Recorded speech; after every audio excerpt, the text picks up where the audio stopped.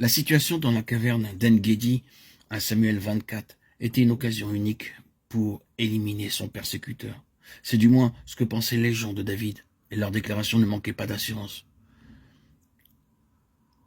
Voici le jour où l'Éternel te dit, je livre ton ennemi entre tes mains, traite-le comme bon te semblera. 1 Samuel 24, 5.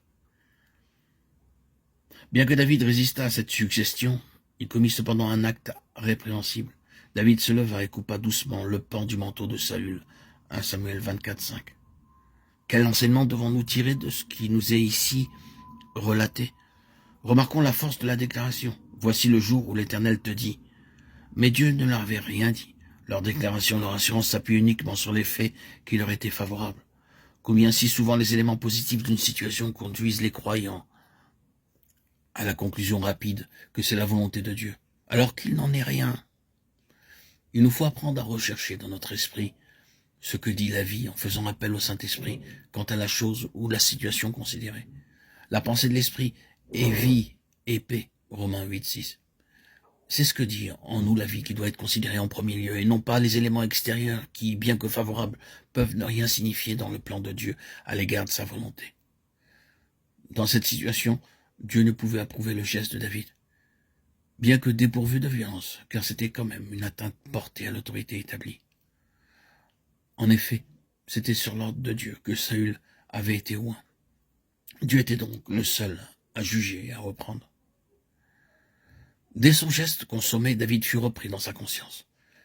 Il en comprit la gravité. Saül n'était-il pas loin de l'Éternel, bien que le fils d'Ishaï ait été oint comme roi sur l'ordre de Dieu?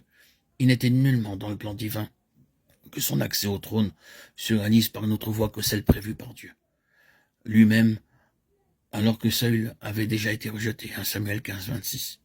Dieu n'aurait pu établir David s'il s'était rébellé contre l'autorité qu'il avait établie. Ainsi, bien que pourchassé par le roi, David le respecta. Si nous sommes soumis à l'autorité souveraine de Dieu, nous ne porterons pas atteinte à ceux qui ont été établis, quand bien même ils chercheraient à nous nuire. Il appartient à Dieu seul de régler cette question.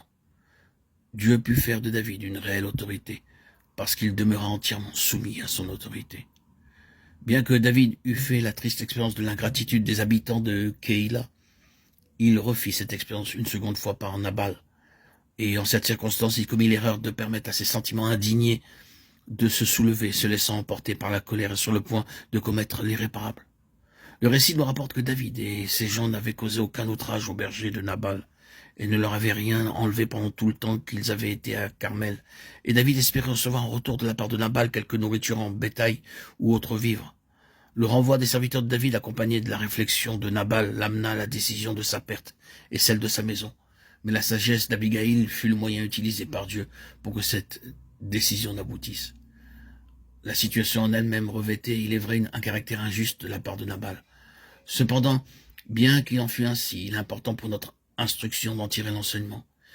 Il ne fait aucun doute que le respect des personnes et des biens relevait et témoignait de ses qualités morales. Toutefois, sa réaction montre qu'il y a derrière ce que nous faisons une note de corruption qui se révèle en ce que nous éprouvons intérieurement et par le désir d'être reconnus, justifiés à nos yeux en regard du bien que nous avions fait.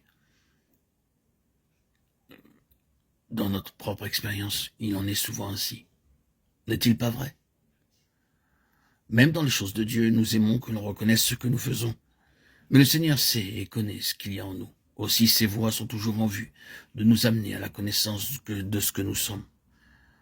Ce sentiment de frustration que nous éprouvons relève de cet élément de corruption qui se trouve lié au cœur naturel.